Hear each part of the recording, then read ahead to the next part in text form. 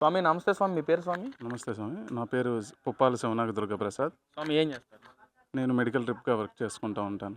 స్వామి ఏంటి ఈ రోజున కలియుగ శ్రీ వెంకటేశ్వర స్వామి దైవం గురించి కల్తీ వ్యవహారం జరుగుతుంది. ఇటు మండలంలో కూడా ఏదైతే మొన్న వైసీపీ ఎమ్మెల్సీలు అందరూ కూడా చెప్పులు వేసుకొని, దేవుడి ఫోటోస్ పట్టుకొని ఏదైతే మాట్లాడిన తర్వాత ఆ ఫోటోస్ కూడా విసిరి కొట్టడం. హ్మ్. ఎలా చూడొచ్చంటారు? ఒక స్వామిగా మీరేం చెప్తారు దాని గురించి?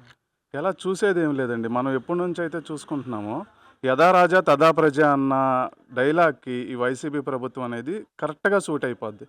ఇప్పుడు వాళ్ళ నాయకుడు వైఎస్ జగన్మోహన్ రెడ్డి గారు ఎలాగైతే పాలిస్తున్నారో, ప్రజల్ని ఎలాగైతే చూసారో, చిన్న చూపు చూసారో, ఆయన చెప్పడం మాత్రం ఆయన మాటల్లో మేము తక్కువ కులాలని చాలా చూసుకుంటాం, చాలా చేస్తాం అంటారు. కానీ ఆయన ప్రభుత్వంలో చూస్తే ఎవరినైతే ఆహ్, దాడులకు గురయ్యారో, ఎవరినైతే చంపి ఇళ్ళ దాకా పార్సెల్‌లు తీసుకొచ్చి గేటు ముందు అలా పడేసి వెళ్ళిపోయారో వాళ్ళనే సపోర్ట్ చేసుకుంటూ వచ్చారాయన.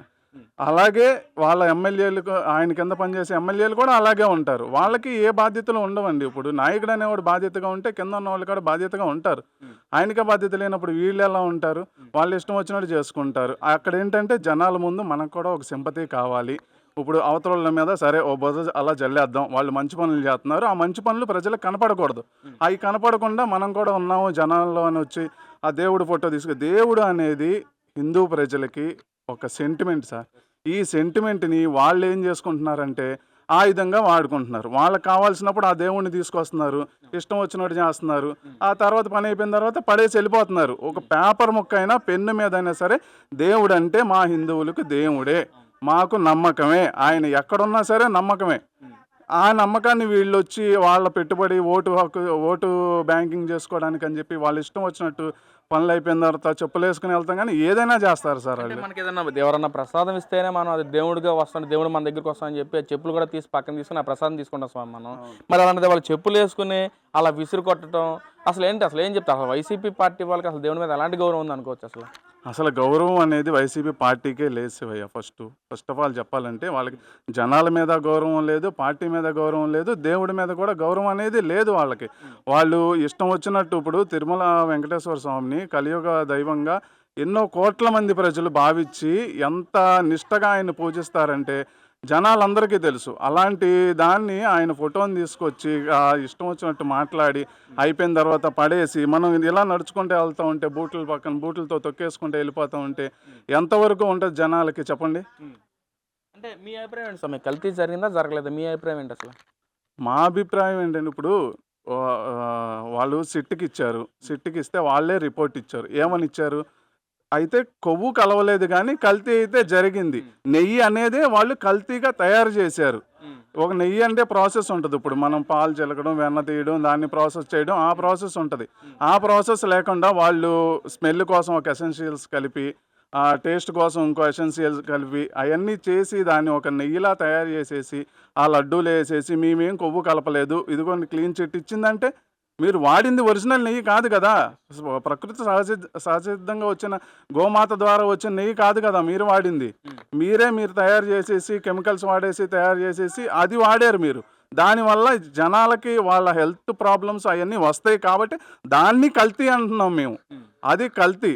ఇప్పుడు ఎప్పుడైతే ఆరోగ్యం పాడైపోయే ఎసెన్షియల్స్ ఉంటాయో దాన్ని కల్తీ అంటారు ఖచ్చితంగా. దాన్ని మీరు తీసుకెళ్ళి మాకేమో అంతా క్లీన్ చిట్ ఇచ్చారు. ఇప్పుడు జగన్మోహన్ రెడ్డి గారి బాబాయ్ గారే ఆయనే ప్రత్యక్షంగా బయటకొచ్చి అవును కల్తీ జరిగింది. మేము ఉన్నప్పుడు కల్తీ చేశాము అని ఆయనే ఒప్పుకుంటున్నప్పుడు ఈయనెవరండి మధ్యలో మళ్ళీ మాకేం జరగలేదు. సరే ఈయన ప్రాసెస్ అంటే ఎలా ఉంటదండి జగన్మోహన్ రెడ్డి గారిది. ఆయన వైపు ఏమన్నా తప్పెళ్ళిందనుకోండి ఇమ్మీడియేట్‌గా ఒక కాపు కులస్తుండో, ఒక కమ్మ కులస్తుండో బయటికి తీసుకొస్తారు. బయటికి తీసుకొచ్చి నువ్వు వెళ్ళిపో నీ సామాజిక వర్గాన్ని నిన్నేదో చేసేశారని మొత్తం ప్రజలందరి ముందు ఏదో ఒక ఆర్భాటం చేసేయి.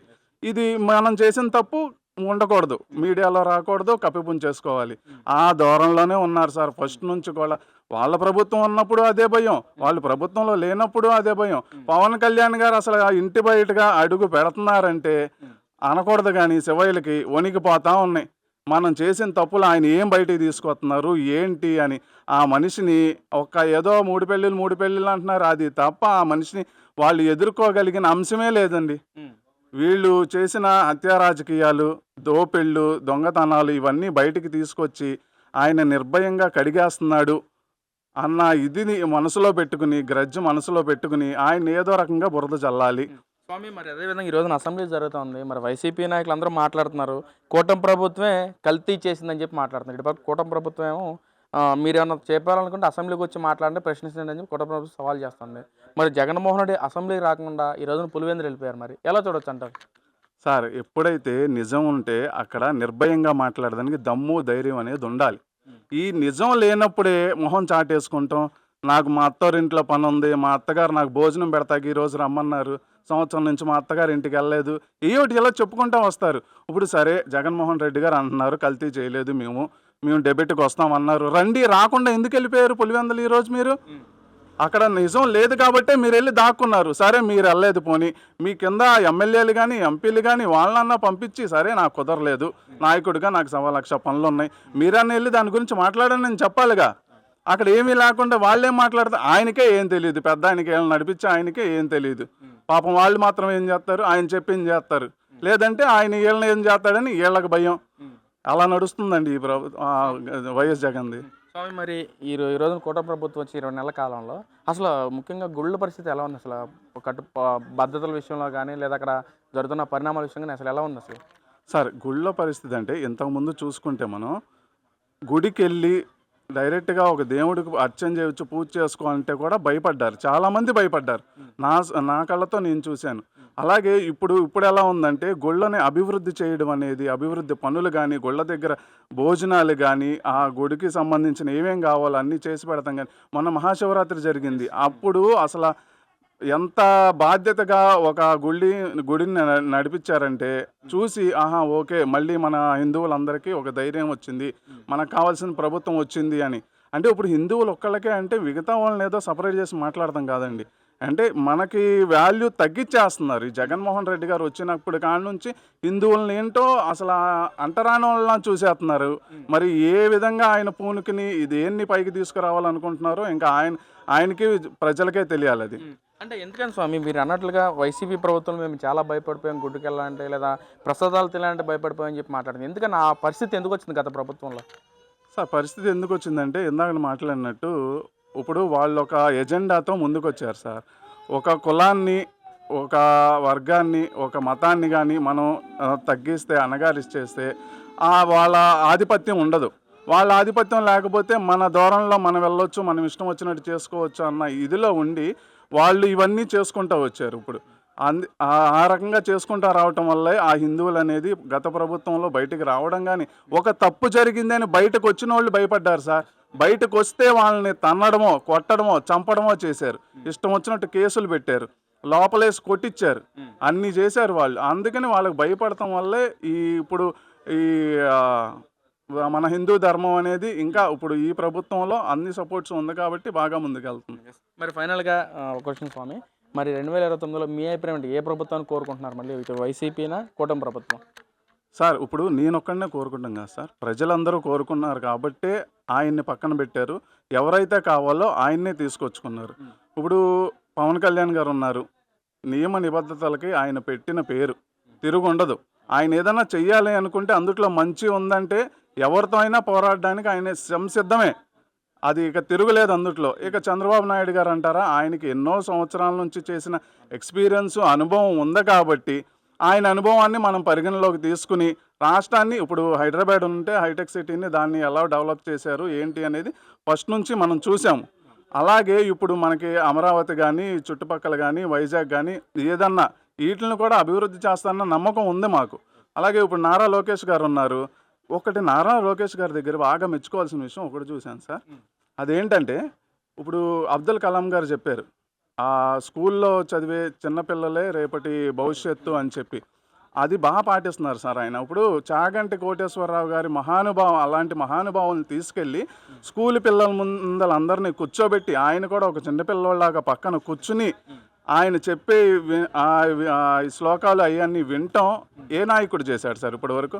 గత ప్రభుత్వంలో ఎక్కడ చూసాము, పోనీ ఇంతకు ముందు కూడా ఎక్కడ చూసాము? లేదు. ఏంటంటే పిల్లలకి సరైన దారిలో పెట్టాలి, చిన్నప్పటి నుంచే మొక్క నుంచి ఉంచితేనే మానైనప్పుడు వంగిద్ది అన్న ఉద్దేశంతో వాళ్ళకి ఒక సద్బుద్ధిని కలిగిస్తున్నారు.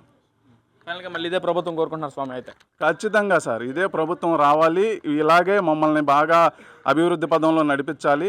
ఇంకో విషయం ఏంటంటే, మేము మెడికల్ రిప్ అని చెప్పాను కదా సార్, నేను నా వర్క్ ఆల్మోస్ట్ 90% ఫీల్డ్ వర్కే, అంటే రోడ్డు మీదే ఉంటుంది. రోడ్డు మీద వెళ్ళాలంటే ఒక బైక్తో మనం సాఫీగా ఉండి వెళ్తే అది జర్నీ అనేది మనకు తెలియదు. అలా కాకుండా గుంతలుగా వెళ్తూ ఉంటే నేననే కాదు, ఫీల్డ్ వర్క్ చేసేవాళ్ళు ఎంతోమంది ఎన్నో ఇబ్బందులు పడ్డారు, ఎన్నో బాధలు పడ్డారు. మీరు చూసుకుంటే గుడివాడకి వెళ్ళే రోడ్డు ఎంత దరిద్రంగా ఉంటుందంటే రండి, ఆ రోడ్డు కొడాలి నాని గారు అక్కడ ఉండి అన్ని పవన్ కళ్యాణ్ గారి మీద ఏం తిట్టాలో ఏంటో, పకోడీగాడు అంటాడు, అది అంటాడు, ఇది అంటాడు, కానీ అక్కడ చేయాల్సింది మాత్రం చేయలే. చివరికి పకోడీగాడు అయింది ఎవరండి? అలాగా మేము ఆ రోడ్డు ఇప్పుడు ఎంత బాగుందంటే, మేము ఆ రోడ్డు వెళ్తాకి చాలా నచ్చింది మాకు. ఇంకా